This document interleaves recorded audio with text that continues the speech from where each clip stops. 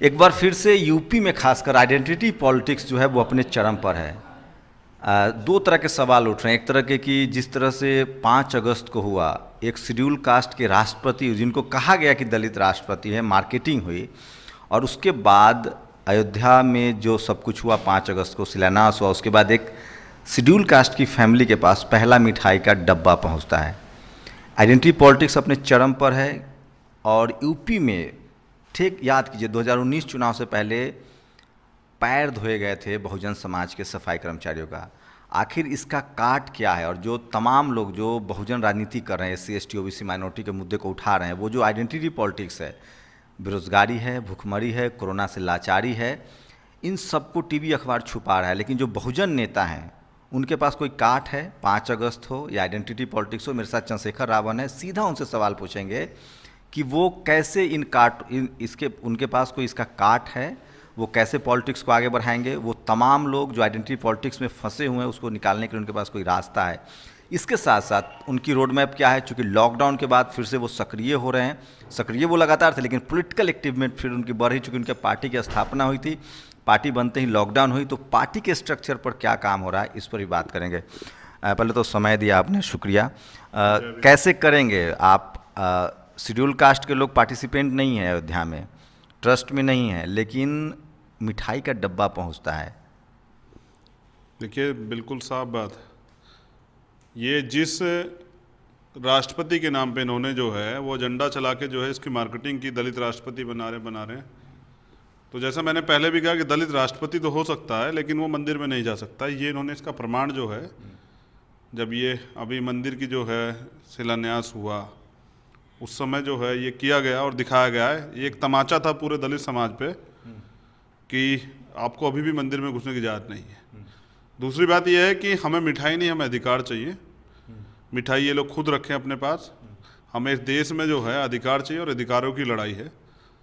क्या अधिकार चाहिए आपको? आपको क्या अधिकार चाहिए? और ये बात आप मैसेज कैसे कन्वे करेंगे? आपके मास वोटर जो हैं, वो 2019 में पैर धोया गया था, अभी मिठाई का डब्बा पहुंचा है, अखबार टीवी में ये सब खबरें हैं, लोगों तक पहुंच रहा है। आप कैसे अपने जो अधिकार की बात कैसे पहुंचाएंगे लोगों तक? देखिए, सीधी बात यह है कि हम यहाँ जो हैं, हम मंदिर की लड़ाई लड़ना ही नहीं चाहते ना। हमें रोज़गार चाहिए, हमें अच्छी एजुकेशन चाहिए, हमें हेल्थ की फैसिलिटी चाहिए, हमें प्रमोशन रिजर्वेशन चाहिए। हमें जो है, मैं साफ तौर पे कह दूं कि अभी सारे सरकारी डिपार्टमेंट जो है प्राइवेट किए जा रहे हैं, तो हमें प्राइवेट सेक्टर में रिजर्वेशन चाहिए। सरकार देना चाहती तो ये दे। अब सरकार ये नहीं दे रही है, फिर दोबारा से हमारी वोटों को छीनने के लिए जो है ये दिखाया जा रहा है। ये जो है मिठाई को और प्रसाद को जो है वो हमारे सामने जो है एक स्वरूप बनाया जा रहा है कि ये जो पूरी आइडेंटिटी पॉलिटिक्स है, इसको कैसे काउंटर करेंगे? 5 अगस्त को बहुत सारे नेता थे जिन्होंने मजबूरी में सरयू में स्नान किया है, सब लोग बह गए उस धारा में।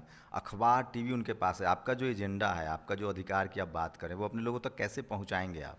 देखिए, अब लॉकडाउन को हथियार बना लिया सरकार ने।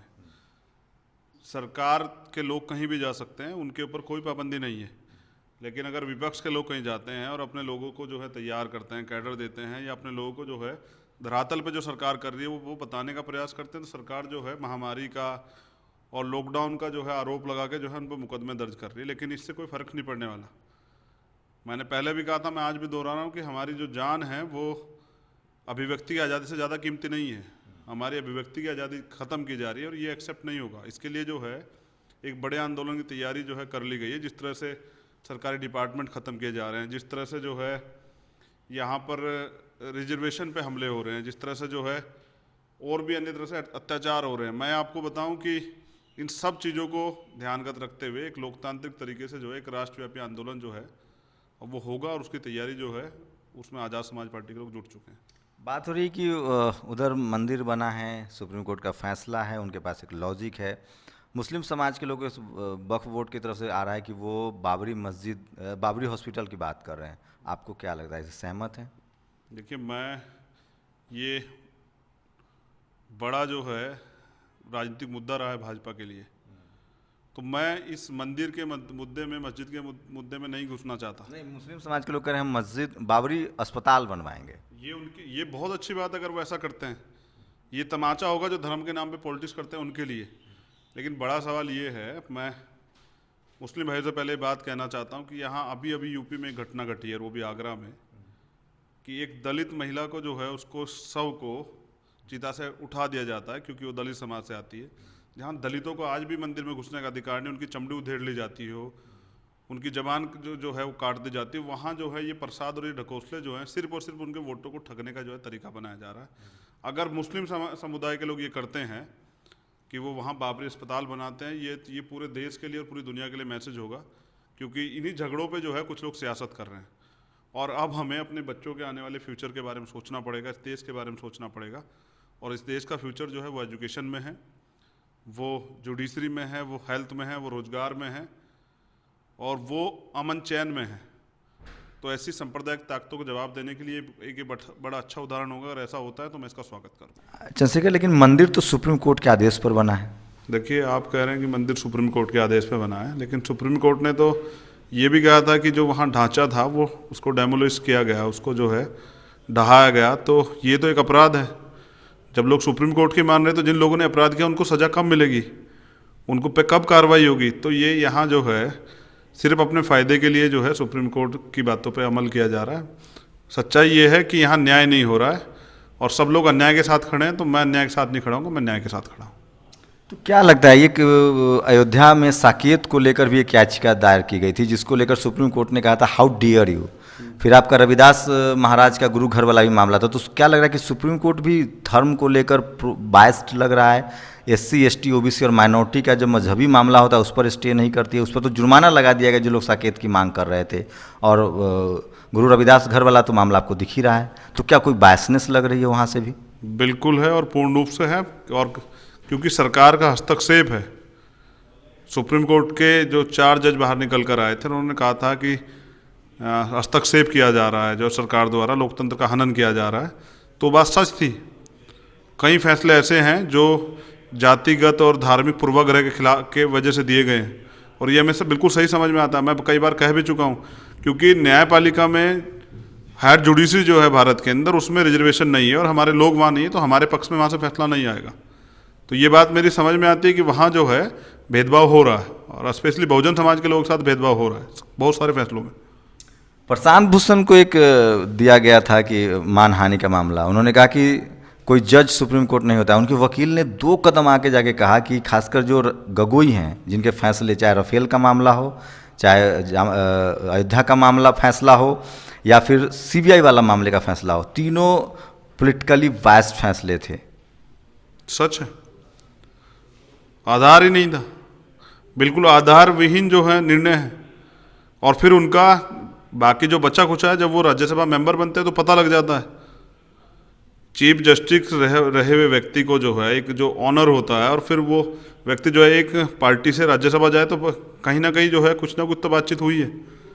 तो मुझे पूर्ण भरोसा है कि वहाँ से जो है न्याय नहीं हो रहा है, और इस पे जो है जनता को सभी फैसलों पे जो है गौर करना चाहिए, जिससे सुप्रीम कोर्ट के जजों पे भी दबाव रहे कि वो फैसला क्या दे रहे हैं, जनता को पता लगना चाहिए। क्या वो फैसला फैक्ट पे है, या वो फैसला सरकार के या किसी और व्यक्ति के जो है हस्तक्षेप से दिया जा रहा है। चंद्रशेखर जी, एक बड़ा सवाल है। आपने उस दिन ट्वीट नहीं किया, मैं दिन भर आप पर नज़र बनाए हुए था। बहुत सारे नेताओं ने, जो मैंने कहा सरयू में स्नान किया, क्या आप इस पर स्टैंड रहेंगे कि जो मजहबी राजनीति आप उससे दूर रहेंगे, या तमाम लोग बहते हैं चूँकि इमोशनल मामला है, OBC का बड़ा तबका है, शेड्यूल कास्ट का बड़ा तबका है जो अपने आप को हिंदू से रिलेट करता है, और जो मानवर कांसीराम साहब कहते थे कि वोट के समय वो हिंदू उनको बना लिया जाता है। तो इसको सॉर्ट आउट करेंगे या आप इससे दूरी बनाए रखेंगे, या आप ये श्योर कर रहे हैं कि आपको कभी इन मुद्दों पर आप उसके साथ नहीं बहेंगे? क्योंकि बहुत लोग बोलते हैं लेकिन बाद में बह जाते हैं। देखिए, बहने वाले तो बह चुके हैं, और चंद्रशेखर की ताकत ही यही है कि वो अपनी ज़बान के पाबंद हैं। तो जब मैंने ज़बान दी थी कि मैं इस ऐसी जो है धर्म की और मजहब की राजनीति में नहीं घुसूंगा, क्योंकि इससे मेरे लोगों का भला नहीं होने वाला है। उनके अधिकार ही मेरा स्वार्थ है, तो उनके अधिकारों की लड़ाई लड़ना मेरी जिम्मेदारी है। और जो उम्मीदें उनको जो मुझसे हैं, और जो मैं चाहता हूँ, मान्यवर साहब कांशीराम और बाबा साहब का जो सामाजिक परिवर्तन और आर्थिक मुक्ति का आंदोलन था, जिसको मैं आगे बढ़ाना चाहता हूँ, उसके लिए मैंने अपने जीवन को जो है समर्पित किया है, वक्फ किया है कि इस समाज को जो है उन ऊंचाइयों पे लेके जाया जाए, जिससे जो है बहुजन राजनीति फिर से शिखर पे पहुँचे और बहुजन समाज को अधिकार मिले। और वो धर्म की राजनीति से नहीं मिलेंगे, वो तोड़ने की राजनीति करते हैं, हम जोड़ने की राजनीति करते हैं। तो जो लोग जोड़ने की राजनीति करते हैं उनके लिए इन मुद्दों में घुसना बेकार है। तो जो लोग बहना था जिनको, वो बह चुके हैं। किन लोगों को जोड़ना चाहते हैं आप? धर्म के आधार पर जोड़ना चाहते हैं, जाति के आधार पर जोड़ना चाहते हैं? क्योंकि ये दो बड़े मुद्दे हैं इस देश में जिस पर सब पार्टियां राजनीति करती है। जो आज़ाद समाज पार्टी है वो किन मुद्दों पर आएगी? देखिए, गरीबों को, शोषितों को, मजलूमों को, वंचितों को, जिनको जिनके अधिकार आज तक नहीं मिले, इस देश के 85% बहुजन समाज को, उस समाज को जो आज भी जो है यहाँ जी रहा है, किसी तरह से अपने जीवन को जो है, जीवन शैली को चला रहा है, जिसने कभी जो है अपने जो आधिकारिक हैं, संवैधानिक अधिकार हैं, उनका प्रयोग नहीं किया, जिनको आज तक जो है आज़ादी नहीं मिली, और मैं उनके लिए, जैसा मैंने कहा कि उनके लिए आज़ादी चाहता हूँ, तो वो भी सम्मान से यहाँ जिए, उनको भी जाति का, धर्म का डर ना हो, उनको भी जो है इनसिक्योरिटी ना हो, उनको भी जो है आगे बढ़ने के अवसर प्रदान हो। तो कॉन्स्टिट्यूशन को पूर्ण रूप से लागू कराना और कॉन्स्टिट्यूशन को ही धर्म मान के कार्य करना, ये मेरी जिम्मेदारी। मेरा धर्म है संविधान और मैं उसको पूर्ण रूप से लागू कराना चाहता हूँ। चंद्रशेखर जी, कभी दबाव रहता है? चूँकि आप जब जेल में नहीं होते तो आपके बहुत सारे देश में कार्यकर्ता हैं, आप खैर आपके सोशल मीडिया पर मैं देखता हूँ, उनके सबकी खबरें तो आती रहती है। बहुत ज़्यादा गिरफ्तारी हो रही है, भीम आर्मी के लोग हों या आपके कार्यकर्ता हों, तो इसको लेकर कोई रोड मैप है? क्योंकि कास्ट एट्रोसिटी लगातार बढ़ रही है, आपके कार्यकर्ता प्रोटेस्ट भी कर रहे हैं, गिरफ्तार भी हो रहे हैं। पॉलिटिकल फ़ायदा तो इसका मिलेगा आपको, लेकिन जो लोग जेल जा रहे हैं, तो कोई रोड मैप है ताकि जो तमाम युवा आपसे जुड़ रहे हैं, वो हमसे भी, मुझे बराबर दबाव डाला जाता है कि चूँकि सबसे आप मिल नहीं सकते हैं, सबकी बातें आप तक नहीं बोलते, कि आप भाई इंटरव्यू कीजिए, पूछिए कि क्या करें हम लोग। राजस्थान में गिरफ्तारी हो जाती है, बिहार में गिरफ्तारी हो जाती है, मध्य प्रदेश में गिरफ्तारी होती है, तो क्या मैसेज देंगे उन तमाम युवाओं को जो आपसे बात तो नहीं कर पाते, लेकिन शायद नेशनल दस्तक की वजह से वो जान पाएँ, क्योंकि उनकी गिरफ्तारियाँ लगातार होती रहती हैं। देखिए, गिरफ्तारियाँ तो सरकार का एजेंडा है हमारे लोगों को दबाने का, लेकिन जहाँ तक मैं मानता हूँ, आज हमारे युवा जो हैं वो जेल का डर नहीं ले रहे हैं, वो गिरफ्तारी का डर नहीं ले रहे हैं, मुकदमों से नहीं डर रहे हैं, क्योंकि वो अपने स्वाभिमान की लड़ाई लड़ रहे हैं। और जो सरकार जिन एजेंडों पे काम कर रही है हमें डराने के लिए, उससे हमारे युवा डरने वाले नहीं हैं। लेकिन जैसा मैंने कहा कि मेरे संज्ञान में भी ये बातें हैं, तो एक लीगल सेल जो है, अधिवक्ताओं के लिए एक बड़ा संगठन जो है, वो पार्टी के बैनर पे हम लोग तैयार कर रहे हैं। और नेशन वाइड आप उनको लीगल सपोर्ट करेंगे? हाँ, बिल्कुल लीगल कार्यकर्ताओं सपोर्ट करेंगे, और किसी भी अधिकारी कर्मचारी को अपने लोगों पे झूठे मुकदमे नहीं करने देंगे। इसके लिए जो है हर जिले में, हर तहसील पे जो है अधिवक्ताओं का एक संघ बनाया जाएगा, और उसकी तैयारी हम लोगों ने कर ली है। उसको बाकायदा पार्टी के उसमें जो कॉन्स्टिट्यूशन मैंने रखा है, और एक ये हमारा जो अधिवक्ता का जो मंच होगा, ये एक क्या नाम, पूरा नेशन वाइज होगा, और फिर मुझे लगता है कि हमारे लोगों को जो है न्याय में आसानी मिलेगी, और कोई भी कहीं अत्याचार होगा तो उसकी रिपोर्ट और दर्ज भी होंगी, और उनमें गिरफ्तारियाँ भी होंगी। पार्टी आपके अनाउंसमेंट हुई, उसके बाद लॉकडाउन हुआ, अब क्या आगे का रोड मैप है? आप राशन तो बांट रहे थे, लॉकडाउन में लोगों से मिल रहे थे, पार्टी को लेकर क्या स्ट्रक्चर अब तक? देखिए, पार्टी का यूपी में जो है संभागवार जिम्मेदारी लगा दी गई। यूपी को 6 भागों में मैंने बांटा था, और 6 के 6 पे प्रभारी लगा दिया गया। महिला संगठन का भी जो है कार्य जो है, जिम्मेदारियाँ स्टार्ट हो चुकी हैं यूपी में। यूपी के बाद पंजाब की जिम्मेदारियाँ जो हैं वो तय हो गई थी, पंजाब के प्रदेश की टीम जो है वहाँ काम कर रही है। अब जल्द ही जो है इसी महीने में बिहार और महाराष्ट्र और मध्य प्रदेश, राजस्थान, इन चारों स्टेट की जो है जिम्मेदारियाँ तय हो रही हैं। अगले महीने में उत्तराखंड और हरियाणा, इन प्रदेशों की कार्यकारिणी लगभग बन चुकी है, उनमें काम हो रहा है। तो अभी संगठन का निर्माण हो रहा है, बूथ कमेटी तक जो है, शहरों में वार्ड कमेटी, बूथ कमेटी, और गांव में ग्राम कमेटी तक जो है बनाने का कार्य चल रहा है। बहुजन समाज की सभी जातियों का रिप्रेजेंटेशन जो है, प्रतिनिधित्व तैयार किया जा रहा है। नौजवानों को, नए लोगों को लीडर्स बनाने की तैयारी की जा रही है, उनको ज़मीनी जो है कार्य करने की जो उनकी क्षमता, उसके आधार पर जो आगे बढ़ाया जा रहा है। इसी से एक जुड़ा सवाल है मेरे पास था, अभी आपने बोल भी दिया। क्या कुछ लोग ओबीसी के बड़ा तबका जो पूछ रहा था कि क्या आज़ाद समाज पार्टी में बड़ी जिम्मेदारी ओबीसी के हिस्से में जाएगी, मुस्लिम कम्युनिटी के हिस्से में जाएगी, और जो सवर्ण समाज के लोग हैं वो भी चाहे जो वैचारिक आपसे सहमति रखते हैं, तो उनकी एंट्री हो सकती है कि नहीं पार्टी में? देखिए, पहली बात तो ये है कि ये तो मैंने निश्चित किया है। जब आप पार्टी कॉन्स्टिट्यूशन जो है हमारा, उसमें 52% ओबीसी की पदों में भी और टिकटों में भी, और 18% इस प्रदेश में और देशों में जो है, पूरे देश में मुस्लिम समुदाय की आबादी है, तो उनके भी टिकटों में और पदों में जो है मैंने ये बनाया है कि जिसकी इतनी संख्या है उसकी इतनी हिस्सेदारी ये रहेगी। उसके साथ साथ जो है, जैसा आपने कहा कि भाई कुछ अपर कास्ट के लोग भी जो हैं, स्वर्ण जाति के लोग भी, जो भी आपकी विचारधारा से जो है, मेरी विचारधारा नहीं, बाबा साहब की विचारधारा से जो है संबंध रखते हैं, तो जो ऐसे लोग हैं वो अब हमें वोट दे सकते हैं, क्योंकि हमने बड़े लंबे समय तक इन लोगों को वोट दिया है। तो वो अब हमें वोट दें। अब वो जो है हमारे द्वारा जो है, क्योंकि उनके अंदर तो जो है बहुत सारे बड़े पैमाने पर देखा कि वहाँ तो जो है हमारे लोगों को सम्मान नहीं मिलता, लेकिन हम उनको सम्मान देंगे। तो वो अब हमें वोट दें और हमारे लोगों को जो है आगे बढ़ने का मौका दें, और हम उनका भी ख्याल रखेंगे और उनके अधिकारों का भी ख्याल रखेंगे, क्योंकि बाबा साहब को मानने वाले लोग, कॉन्स्टिट्यूशन सबको बराबर की आज़ादी देता है, अधिकार देता है, तो उनके अधिकार भी सुनिश्चित रहेंगे।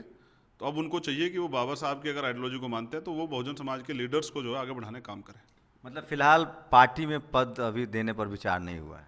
मैंने आपको बताया तो है, पार्टी बनाई है पद देने के लिए, लेकिन जिसकी इतनी संख्या उसके आधार पर, और जो लोग, जैसा मैंने बताया कि अभी तक तो हम लोगों ने सबको नेता बना के रखा है, अब उन लोगों की जिम्मेदारी है, उनको कोई दिक्कत थोड़ा ये हमारे लोगों को नेता बनाने में। उनको जो काम चाहिए, उनको कानून व्यवस्था अच्छी चाहिए, वो उनको मिलेगी। उनको जो आज़ादी चाहिए, अभिव्यक्ति की आज़ादी, जो इस सरकार में नहीं है, वो मिलेगी, क्योंकि हम लोग लोकतंत्र को मानते हैं और संविधान को मानते हैं, हम तथागत बुद्ध को मानते हैं, हम सतगुरु रविदास जी महाराज, भगवान वाल्मीकि महाराज को मानते हैं। तो हम अन्याय के खिलाफ हैं, और इसीलिए हम, ये हमारा आंदोलन है कि परिवर्तन के लिए परिवर्तन होकर रहेगा। पहला चुनाव कहाँ से आप लोग आगाज करेंगे, आपकी पार्टी कहाँ से आगाज? जहाँ भी होगा। अभी तो बाईपोल मध्य प्रदेश हो रहा है, मध्य प्रदेश में बाईपोल चुनाव होने वाले हैं, उसके बाद बिहार चुनाव है। बिहार में तैयारी हो चुकी है, उत्तर प्रदेश में भी उपचुनाव है, उसकी भी तैयारी चल रही है, और मध्य प्रदेश में भी चल रही है। तो जिन सीटों पे, क्योंकि हम जो हैं बीजेपी को जिताने के लिए नहीं जाएंगे, जहाँ जहाँ बीजेपी को हरा सकते हैं उन सीटों पे हम लोग चुनाव लड़ेंगे। जहाँ जहाँ हमारी संगठन मजबूत हो जाएगा वहाँ उन सीटों पे चुनाव लड़ेंगे, और प्रयास करेंगे कि बीजेपी को सत्ता से बेदखल करवाएं। बहुत क्रेज है युवाओं में आपका, और खासकर एक बड़ा फैक्टर है मुस्लिम शेड्यूल कास्ट के लोग और ओबीसी के युवा भी आपसे जुड़ रहे हैं। अलायंस की पॉलिटिक्स में जाएंगे आप? गठबंधन करेगी आपकी पार्टी चुनाव में?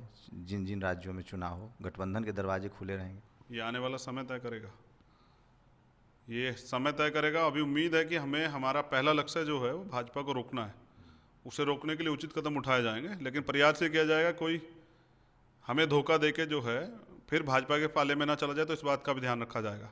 हम जिसको समर्थन करें, जिसके साथ खड़े हों, वो भाजपा का सहयोगी ना बन जाए। इन बातों को ध्यान में रखते हैं, जहाँ जैसे जरूरत हो कि वहाँ वैसा चुनाव लड़ा जाएगा। तो ये आप तंज कर रहे हैं कांग्रेस पर क्या, जिनके 119 विधायक बीजेपी में चले गए हैं? मेरा तंज सब पे है, कई जगह से धोखा मिला है, तो ऐसा धोखा मैं नहीं चाहता, क्योंकि मैं अपने समाज की उम्मीद हूँ, इस पूरे बहुजन समाज की, और मैं उनके विश्वास को कमज़ोर नहीं पड़ने दूंगा। तो जो लोग अपने निजी स्वार्थ में इधर उधर भटक सकते हैं, मैं उनके साथ नहीं जाऊंगा, किसी भी हालत में नहीं जाऊंगा। तो देखिए, चंद्रशेखर आजाद रावण से आपको यही सारे सवाल अभी पूछने पड़ेंगे, क्योंकि इनकी पार्टी अभी बिगनिंग कर रही है, और as a activist Bhim army की तरफ से इन्होंने लंबी दूरी तय की है, लगातार जेल गए हैं, इनके कार्यकर्ता भी लगातार जेल जा रहे हैं। तो आज़ाद समाज पार्टी, जो भीम आर्मी से आज़ाद समाज पार्टी बनी, उसके जो कार्यकर्ता हैं वो लगातार जेल जा रहे हैं, वो सड़कों पर एक्टिव हैं। लेकिन सवाल वही उठ रहा है कि पार्टी का अपडेट क्या है, चूँकि इनके फॉलोअर्स ज़्यादा हैं और नेशनल दस्तक को सबसे ज़्यादा भीम आर्मी के लोग देखते हैं। उनका बड़ा दबाव होता है कि चंद्रशेखर आज़ाद की क्या रणनीति है, क्या आगे सोच रहे हैं, उस पर बात कीजिए। बहुत सारे सवाल के रोज़ चंद्रशेखर आज़ाद जवाब देते हैं। इंटरव्यू पर बहुत डिपेंड मत रहिए, सोशल मीडिया पर जाइए, ट्विटर पर लगभग रोज़ आपको चंद्रशेखर आज़ाद रावण का ट्वीट दिखेगा, आपके बहुत सारे सवालों का जवाब जो है वही मिल सकता है। मेरी कोशिश होगी कि इनका क्या इनिशिएटिव है, इनकी क्या राजनीतिक एजेंडा है, उस पर समय गाहे बगाहे जब भी समय मिलेगा आपको जानकारी देते रहेंगे। आगे भीम आर्मी या आज़ाद समाज पार्टी के बारे में जो भी आप जानकारी चाहते हैं, जो भी आपके मन में सवाल हैं, वो सोशल मीडिया पर जाके आप देख सकते हैं। शुक्रिया चंद्रशेखर जी हमसे बात। जय भीम, धन्यवाद। कैमरामैन तारा दत्त के साथ शंभू कुमार सिंह, नेशनल दस्तक, दिल्ली। नेशनल दस्तक की आपसे गुजारिश है कि अगर इसको बचाना चाहते हैं तो नेशनल दस्तक को सब्सक्राइब करने के लिए रेड कलर के सब्सक्राइब बटन को दबाएं, फिर बेल आइकन की घंटी दबाएं। नेशनल दस्तक को बचाने के लिए बहुत जरूरी है कि हर खबर को शेयर करें, लाइक करें, कमेंट जरूर करें।